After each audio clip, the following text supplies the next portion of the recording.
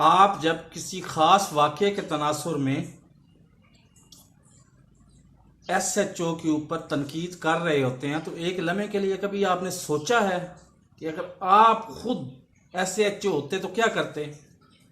आप शायद इससे भी बदतरीन ही करते। इसलिए आपको अखलाकी तरबियत के लिए कम से कम 5 गुना ज़्यादा वक़्त चाहिए तालीम से।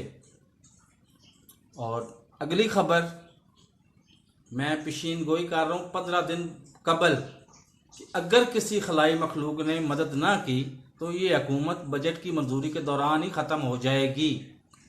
लेकिन हमेशा की तरह इस दफ़ा भी इमरान गवर्नमेंट की खलाई मखलूक मदद कर देगी। तो मेरे चैनल को सब्सक्राइब करें, वीडियो को अगर पसंद आए तो इसको लाइक करें, वरना कमेंट सेक्शन में अपने कीमती आरा से आगाह करें। तो अल्लाह हाफिज़।